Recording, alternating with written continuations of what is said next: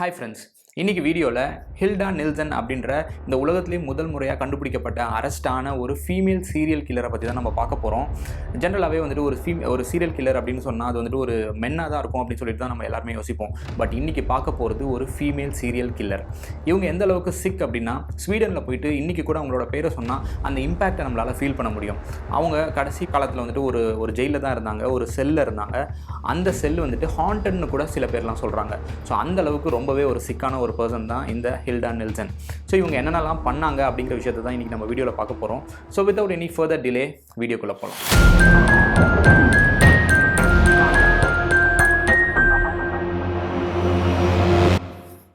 Hilda Nelson 1876 March 24 ஸ்வீடனில் பிறந்து வாழ்ந்த ரொம்ப நார்மலான ஒரு லேடி தான் இந்த ஹில்டா நில்சன். இவங்களோட சைல்டுஹுட்டை பற்றி பெருசாக நம்மளுக்கு ஒரு இன்ஃபர்மேஷன் கிடையாது. ஆனால் இவங்க வந்து ஒரு சீரியல் கில்லர் ஆயிருக்காங்க அப்படின்ற காரணத்தினால அவங்களுக்கு சைல்டுஹுட் வந்துட்டு ரொம்பவே ஏதாச்சும் ப்ராப்ளம் இருந்திருக்கும் அப்படின்னு சொல்லிட்டு நிறைய பேர் கெஸ் பண்ணுறாங்க. இவங்க வளர்ந்ததுக்கப்புறம் கஸ்டாஃப் அப்படின்ற ஒருத்தரை கல்யாணமும் பண்ணிக்கிட்டு பல வருஷம் அவர் கூட ஒன்றா தான் வாழ்கிறாங்க. இருந்தாலும் அவங்களோட ஒரு ஃபினான்ஷியலாக அவங்க ஸ்டேபிளாக இருந்தாங்கன்னா அவங்க ஸ்டேபிளாக இல்லை. அவங்களுக்கு ஏகப்பட்ட கடன் இருக்குது. இந்த கடன் காரணத்தினால அவங்களோட மேரேஜ் லைஃப்பில் நிறைய ப்ராப்ளம்ஸும் வருது. இந்த ப்ராப்ளம்ஸ் எல்லாம் ஃபேஸ் பண்ணலாம் அப்படின்னு சொல்லிட்டு தான் ஹில்டா நில்சன் யோசிக்கிறாங்க.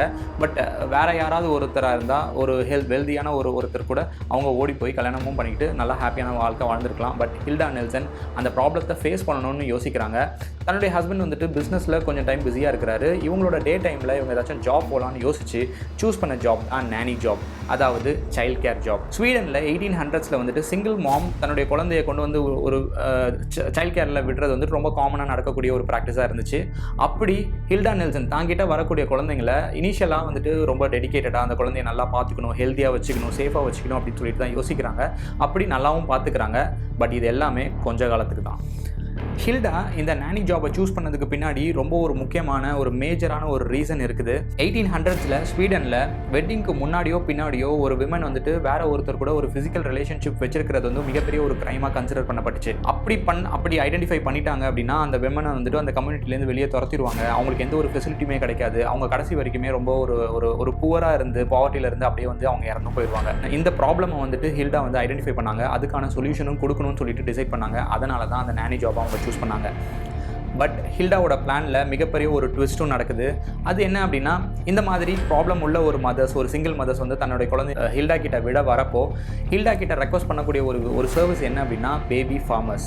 ஸோ பேபி ஃபார்மர்ஸோட அர்த்தம் என்ன அப்படின்னா, அந்த குழந்தைய அந்த சிங்கிள் மதர்ஸ் வந்துட்டு இவங்க கிட்ட விட்டுட்டு ரொம்ப ஒரு ஹெஃப்டியான ஒரு மணியும் கொடுத்துருவாங்க, அதிகப்படியான ஒரு பணத்தையும் கொடுத்துட்டு அந்த குழந்தைய வளர்க்க சொல்லி கொடுத்துருவாங்க. அதுக்கப்புறம் அந்த மதர்ஸ் திரும்பி வருவாங்களான்னா அவங்க வரமாட்டாங்க. அவங்க வேற ஒரு இடத்துக்கு போயிட்டு வேற ஒருத்தர் கல்யாணம் பண்ணிக்கிட்டு அவங்களோட லைஃப் அவங்க பார்த்துப்பாங்க. பேபி ஃபார்மர்ஸ் இந்த குழந்தையும் ஒரு ப்ராப்பராக வளர்க்கணும், அதுதான் வந்து ஆக்சுவலான எக்ஸ்பெக்டேஷன். பட் ரியாலிட்டியில் என்ன நடக்குது அப்படின்னா, ஒரு பேபி ஃபார்மர்ஸ் கிட்ட அவங்களால எந்த அளவுக்கு மேனேஜ் பண்ண முடியுமோ அதை தாண்டி அதுக்கு அளவுக்கு அதிகமாக நிறைய குழந்தைகள் இவங்க கிட்ட வந்து விட்டுருவாங்க. அதுக்கப்புறம் அந்த பேரண்ட்ஸ் திரும்பி வரப்போகிறது கிடையாது. அந்த பேபி ஃபார்மர்ஸ்னால அவங்களாலையும் போதுமான பணம் இல்லாமல் அவங்களாலையும் பெருசாக ஃபீட் பண்ண முடியாது, அந்த குழந்தைங்களும் ப்ராப்பராக பார்த்துக்க முடியாது. இப்போது ஹில்டாவோட கேஸ் வந்து என்ன டைரெக்ஷனில் போகுது அப்படின்னு சொல்லிட்டு ஆல்மோஸ்ட் நீங்கள் எல்லாருமே கெஸ் பண்ணியிருப்பீங்க. ஹில்டா தன்னால் முடிஞ்ச அளவுக்கு தன்னுடைய மேரேஜுக்கு ஃபினான்சஸ்க்கு எவ்வளோ தான் கான்ட்ரிபியூட் பண்ணணும்னு சொல்லிட்டு ரொம்ப ட்ரை பண்ணுறாங்க. பட் எவ்வளோ தான் அவங்களால ட்ரை பண்ணாலும் அந்த கடனை அவங்களால முழுசாக கட்டவே முடியல. ஏன்னா அந்த சைல்ட் கேர்லேருந்து வரக்கூடிய பணம் அவங்களோட டே டு டே வந்து ஒரு எக்ஸ்பென்சஸ்க்கே சரியாயிடுது. பட் அதை தாண்டி அவங்களோட கடனை அவங்களால கட்டுறதுக்கு ரொம்பவே கஷ்டப்பட்டு இருக்காங்க. இதனால் ஃபேமிலியிலையும் நிறைய பிரச்சனை அப்படின்னு சொல்லிட்டு அந்த ப்ரெஷர் இன்க்ரீஸ் ஆகிட்டே இருக்குது. ஸோ அவங்களோட மைண்டில் வந்துட்டு நிறைய தப்பான எண்ணங்கள்லாம் வர ஆரம்பிக்குது. அது மட்டும் இல்லாமல் இந்த சைல்ட் கேர், இந்த பேபி ஃபார்மர்ஸில் இருக்கக்கூடிய மிகப்பெரிய ப்ராப்ளம் என்ன அப்படின்னா, இனிஷியலாக ஒரு காசு கொடுத்துட்டு குழந்தைய கொண்டு வந்து விட்டுருவாங்க. அதுக்கப்புறம் அந்த பேரண்ட்ஸ் வந்து ஓடி போயிடுவாங்க. அந்த சிங்கிள் மதர்ஸ் ஓடி போயிடுவாங்க. திரும்பி வந்து ஒரு காசு கொடுத்து சப்போர்ட் பண்ணுவாங்களா அப்படின்னா அதெல்லாம் எதுவுமே பண்ண மாட்டாங்க. இப்போது அந்த குழந்தையோட மொத்த ரெஸ்பான்சிபிலிட்டி யாருன்னா அந்த ஃபார்மர்ஸ் தான் இதுக்கான மொத்த ரெஸ்பான்சிபிலிட்டியும் எடுத்துக்கணும். இப்போ வந்து இந்த சைல்ட் கேருக்கு ஏகப்பட்ட ஆர்கனைசேஷன்ஸ் இருக்குது. கவர்மெண்ட் வந்து நிறைய ஃபினான்ஷியலி நிறைய சப்போர்ட் பண்ணுறாங்க. பட் 1800s பீரியட்ஸில் அந்த மாதிரியான எந்த ப்ரோக்ராம்ஸும் கிடையாது. ஒரு கவர்மெண்ட்லாம் அதுக்கான எந்த சப்போர்ட்டும் பண்ணாது. ஸோ இப்போ ஹில்டா தன்னுடைய பிரச்சனையை அதிகமாக்கிட்டாங்க. ஆல்ரெடி அவங்களுக்கு கடன் பிரச்சனை இருக்குது, ஃபேமிலி ப்ராப்ளம்ஸ் இருக்குது. இப்போது அவங்க வீட்டில் ஏகப்பட்ட குழந்தைங்கள் இருக்குது. அந்த ஒவ்வொரு குழந்தைக்கும் வந்து ஃபீட் பண்ணணும், தன்னுடைய கடனையும் பார்த்துக்கணும் அப்படின்னு சொல்லிட்டு பிரச்சனை இன்க்ரீஸ் ஆக அந்த பிரச்சனையெல்லாம் சால்வ் பண்ணுறேன்னு சொல்லிட்டு இவங்களே நானே சால்வ் பண்ணுறேன் அப்படின்னு சொல்லிட்டு அவங்க ஃபைனலாக வரக்கூடிய ஒரு கன்க்ளூஷன் என்ன அப்படின்னா, இந்த குழந்தை இருந்தால் தானே பிரச்சனை, இந்த குழந்தை எல்லாத்தையுமே கொண்டுடலாம் அப்படின்னு சொல்லிட்டு ஃபைனலாக டிசைட் பண்ணுறாங்க. ஸோ ஹில்டா தங்கிட்ட இருக்கிற அந்த குழந்தைங்களுக்கு வந்து ஒரு மென்டலாவோ ஃபினான்ஷியலாவோ சப்போர்ட் பண்ண முடியாதுன்னு தெரிஞ்சதுக்கப்புறமா இந்த குழந்தைய வந்துட்டு இந்த உலகத்துலேருந்து அழிக்கிறதுக்கு ஒரு சூப்பரான ஒரு பிளானை வந்துட்டு போடுறாங்க. மோஸ்ட்டாக இந்த குழந்தைங்க எல்லாமே சீக்ரெட்டாக அன்டாக்குமெண்டட் சைல்ட்ஸ் தான் இவங்க எல்லாமே. அதாவது அங்கே இருக்கக்கூடிய கவர்மெண்ட்டோ லோக்கல்ஸு பேரண்ட்ஸ் யாருக்குமே இவங்களோட ஐடென்டிட்டி தெரியாது. இப்படி ஒரு குழந்தை இருக்குன்னு எங்கேயுமே ரெஜிஸ்டர் பண்ணப்படலை. இது எல்லாமே மோஸ்ட்டாக அன்டாக்குமெண்டட் சைல்ட்ஸ் தான். ஸோ 1800s ஸ்வீடனில் வந்துட்டு அந்த மாதிரி ஒரு சிங்கிள் மதர் சப்போஸ் கன்சீவ் ஆகிட்டாங்க அப்படின்னா அந்த கன்சீவ் ஆனதுலேருந்து அவங்க டெலிவரி வரைக்கும் இந்த விஷயத்தை எல்லாமே சீக்ரெட்டாகவே மெயின்டைன் பண்ணி கடைசியாக அந்த குழந்தைய கொண்டு வந்துட்டு ஒரு யாருக்குமே தெரியாமல் ஹில்டாக்கு ஒப்படைச்சதுக்கப்புறம் அவங்க அந்த பேரண்ட்ஸ் வந்துட்டு ரொம்பவே ஒரு நார்மலான ஒரு லைஃப்பை வாழ முடியும். ஏன்னா வந்து இந்த விஷயம் வெளியே தெரிஞ்சால் தான் வந்து அது வந்து ஒரு அசிங்கமாகிடும். அதனால் இது எல்லாத்தையுமே மறைச்சு அவங்க வந்து பேரண்ட்ஸ் வந்து ஒரு நார்மலான லைஃப்பை வாழ்ந்துட்டு இருப்பாங்க. அப்படி ஹில்டா கிட்ட வரக்கூடிய குழந்தைங்களோட அந்த பேரண்ட்ஸ் வந்து திரும்பி வருவாங்களா அப்படின்னா திரும்பி வரவே போகிறதில்லை. எந்த ஒரு பேரண்ட்டுமே திரும்பி வர போகிறதில்லை. ஹில்டாவோட பிளான் வந்துட்டு ரொம்பவே சிம்பிள். சப்போஸ் ஏதாச்சும் ஒரு குழந்தையோட பேரண்ட்ஸ் வந்துட்டு ரொம்ப நாளாக திரும்பி வரல அப்படின்னா அந்த குழந்தைய ஹில்டா கொண்டுடுவாங்க. வேறு ஏதாச்சும் ஒரு சிங்கிள் மதர் ஒரு குழந்தைய வந்து கொடுத்துட்டு ஏதாச்சும் ஒரு சின்ன இன்ஸ்டன்ஸில் கூட ஹில்டாக்கு ஓகே இனிமேல் இந்த பேரண்ட் வந்து திரும்பி வரப்போகிறதில்லை அப்படின்னு தெரிஞ்சிச்சுன்னா அன்னைக்கு நைட்டே அந்த குழந்தைய ஹில்டா கொண்டுடுவாங்க. இதில் ரொம்பவே டார்க்கான விஷயம் என்னென்னா அந்த சிங்கிள் பேரண்ட்ஸ் ஹில்டாவோட சர்வீஸ்க்கு ஹெவியான மணி பே பண்ணிட்டும் போயிருக்காங்க.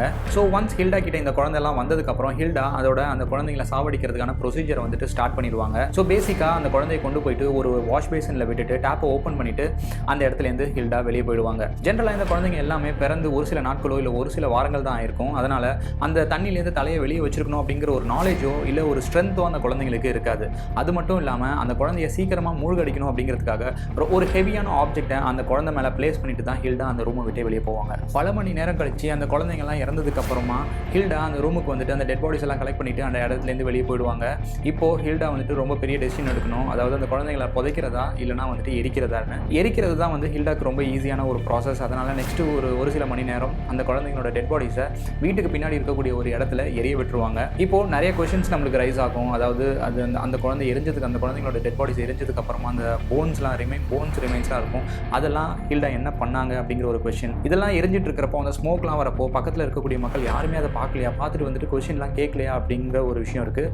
ரொம்ப முக்கியமாக இதெல்லாம் இந்த ப்ராசஸ்லாம் நடந்துட்டு இருக்க நேரத்தில் தன்னுடைய ஹஸ்பண்ட் கஸ்டாஃப் என்ன பண்ணிட்டு இருந்தாரு அப்படிங்கிற ஒரு கொஸ்டின் இருக்குது. ஏகப்பட்ட ரிசர்ச் நடந்துச்சு. பட் எந்த ஒரு ஆர்டிக்கல்லையுமே கஸ்டாஃப் ஹில்டாவோட ஹஸ்பண்ட் எங்கே இருந்தார், என்ன பண்ணிட்டு இருந்தாரு அப்படிங்கிற விஷயம் யாருக்குமே தெரியல. ஹில்டா பண்ணக்கூடிய இந்த கிரைம்ஸ் எல்லாமே கஸ்டாவுக்கும் தெரியுமா இல்லை மற்ற சொசைட்டி போல் அவருக்கும் தெரியாதா அப்படிங்கிற விஷயமே யாருக்குமே தெரியல. அவர் மேலே எந்த ஒரு கேஸும் சார்ஜ் பண்ணப்படலை, அவருக்கு எந்த ஒரு பனிஷ்மெண்ட்டும் கொடுக்கப்படலை. பட் எப்படி ஹில்டா இவ்வளோ கிரைம்ஸையுமே தன்னுடைய ஹஸ்பண்டுக்கு கூட தெரியாமல் பண்ணாங்க அப்படிங்கிறது தான் மிகப்பெரிய ஒரு கொஸ்டின் மார்க். கடைசியாக ஒரு நாள் பிளெண்டா ஹென்ரிக்சன் அப்படின்ற ஒரு சிங்கிள் மதர் தன்னுடைய குழந்தைய பார்க்குறதுக்காக மறுபடியும் ஹில்டா கிட்ட வராங்க. அப்படி வந்துட்டு தன்னோட குழந்தை எங்கே பார்க்க முடியுமா, எப்படி இருக்காங்க அப்படின்னு கேட்டப்போ ஹில்டா ரொம்ப ஸ்ட்ரேஞ்சாக பிஹேவ் பண்ண ஆரம்பிக்கிறாங்க. உன்னோட குழந்தைய நீ பார்க்க முடியாது, உன்னோட குழந்தை இங்கே இல்லை அப்படின்னு சொல்லிட்டு ஒரு மலுப்பிரமாணியான நிறைய ரீசன்ஸை சொல்ல ஆரம்பிக்கிறாங்க. இந்த ரீசன்ஸ் எதையுமே பிளெண்டா நம்பலை. உடனே பிளெண்டா வந்துட்டு ஒரு போலீஸ் ஸ்டேஷன் போயிட்டு அங்கே இருக்கக்கூடிய ஆஃபீஸர்ஸ் கிட்ட நடந்த எல்லா விஷயத்தையும் சொல்லிட்டு போலீஸ் ஆஃபீஸரை ஹில்டாவோட வீட்டுக்கு கூட்டிகிட்டு வராங்க. போலீஸ் ஆஃபீஸர்ஸ் ஹில்டா வீட்டுக்குள்ளே வந்த நெக்ஸ்ட் மொமெண்ட்டே இந்த வீட்டுக்குள்ளே ஏதோ நடந்திருக்கு, தப்பு நடந்திருக்கு அப்படிங்கிற விஷயத்தை அவங்க ஐடென்டிஃபை பண்ணிடுறாங்க. மேபி ஏதாச்சும் ஒரு இறந்து போன ஒரு குழந்தைய அவங்க பார்த்துருக்கலாம், அப்படி இல்லைனா எரிஞ்சு போன ஏதாச்சும் ஒரு குழந்தையோட எலும்பு துண்டை அவங்க நோட்டீஸ் பண்ணியிருக்கலாம். எப்படியோ அந்த வீட்டுக்குள்ளே பல குழந்தைங்களோட உயிரை ஹில்டா எடுத்திருக்காங்க அப்படிங்கிற விஷயத்தை கண்டுபிடிச்சிருக்காங்க. அது மட்டும் இல்லாமல் இந்த மாதிரி நிறைய குழந்தைங்களை கொன்று ஹில்டா நிறைய பணமும் சம்பாரிச்சிருக்காங்க அப்படிங்கிற விஷயத்தையும் போலீஸ் கண்டுபிடிக்கிறாங்க. போலீஸ் ஹில்டாவை அரெஸ்ட் பண்ணி ஸ்டேஷனுக்கு கொண்டு போகிறாங்க. ஹில்டா மேலே மர்டர் சார்ஜஸும் ஃபைல் பண்ணப்படுது. அதுக்கு ஹில்டாக்கு டெத் பெனால்ட்டியும் கொடுக்கப்படுது. அந்த வெயிட்டிங் பீரியடில் ஹில்டாவை வந்துட்டு ஒரு பர்டிகுலர் செல்லில் வைக்கிறாங்க. அந்த செல்லில் இருக்கும்போது ஹில்டா தன்னைத்தானே தூக்கில் போட்டுக்கிட்டு அவங்க இறந்தும் போயிடுறாங்க. ஹில்டாவை 1500s கட்டப்பட்ட லேக் ஸ்கோர்னா சிட்டாடல் அப்படின்ற ஒரு மேக் ஷிஃப்ட் ஜெயிலில் செல் நம்பர் 5 தான் வச்சிருக்காங்க. ஸோ ட்ரையலுக்காக வெயிட் பண்ணிட்டு இருக்காங்க. அந்த டைமில் ஹில்டா வந்துட்டு தூக்கு மாட்டிட்டு இறந்தும் போயிடுறாங்க.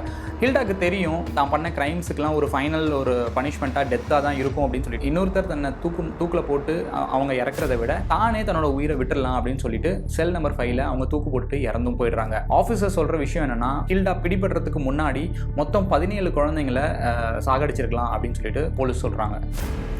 ஹில்டா இறந்த பல வருஷத்துக்கு அப்புறம் லேக் ஸ்கோர்னா சிட்டடலுக்குள்ள போன மக்கள் வந்துட்டு அந்த சிட்டடல் ஹில்டாவோட ஸ்பிரிட்னால ஹாண்டட் ஆயிருக்கு அப்படின்னு சொல்லிட்டு சொல்றாங்க. ஹில்டா இருந்த அந்த செல் நம்பர் 5க்குள்ள ஏதோ ஒரு டார்க் பிரசன்ஸ் இருக்கிற மாதிரியான ஒரு ஃபீல் கிடைக்குது அப்படின்னு சொல்லியிருக்காங்க. ஒரு ப்ராஸ்டிடியூட்டை அரெஸ்ட் பண்ணி செல் நம்பர் 5ல வந்துட்டு வைக்கிறாங்க. அடுத்த நாள் காலையில் போயிட்டு செக் பண்ணி பார்க்கும்போது அந்த பொண்ணு ரொம்ப பயந்த நிலையில, ரொம்ப ஒரு அப்நார்மலான ஸ்டேட்ல வந்துட்டு அந்த பொண்ணு இருக்கு. அந்த செல்லுக்குள்ள நிறைய இடத்துல வந்துட்டு பிளட் டிராப்ஸ் பார்க்க முடியுது. அந்த பிளட் டிராப்ஸ் என்ன ஷேப்ல இருக்கு அப்படின்னா, ஒரு டெவிலோட ஒரு கண்ணு என்ன ஷேப்ல இருக்குமோ அந்த ஷேப்ல தான் அந்த பிளட் டிராப்ஸ் எல்லாமே இருக்கு. அந்த பொண்ணு கிட்ட போயிட்டு கேட்குறாங்க என்ன நடந்துச்சுன்னு. அந்த பொண்ணு சொல்லக்கூடிய விஷயம், ஒரு பைபிள்லேருந்து இந்த பிளட் அப்படியே மொத்தமாக வெளியே கொட்டுச்சு அப்படின்னு சொல்லிட்டு அந்த பொண்ணு சொல்லுது. அந்த பைபிள் யாரோடதுன்னா, செல் நம்பர் 5ல ஹில்டா இருந்தப்போ ஹில்டா யூஸ் பண்ண ஒரு பைபிள் தான் அந்த பைபிள். இந்த பில்டிங்குள்ள வரக்கூடிய நாய்கள் வந்துட்டு எல்லா செல்லுக்குள்ளேயும் போகும். பட் செல் நம்பர் 5ல மட்டும் எந்த ஒரு நாயுமே உள்ள போனதே கிடையாது அப்படின்னு ஒரு சில சோர்சஸ் சொல்றாங்க.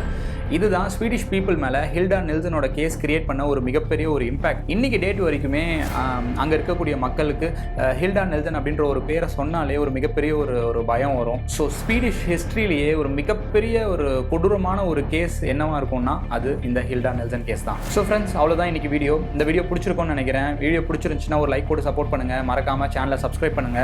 நீங்கள் என்ன நினைக்கிறீங்க அப்படிங்கிறத உங்கள் தாட்ஸை கமெண்ட் செக்ஷனில் ஷேர் பண்ணுங்க. இதே போல் இன்னொரு வீடியோவில் நான் உங்களை மீட் பண்ணுறேன். தேங்க்ஸ் ஃபார் வாட்சிங். See you. Goodbye.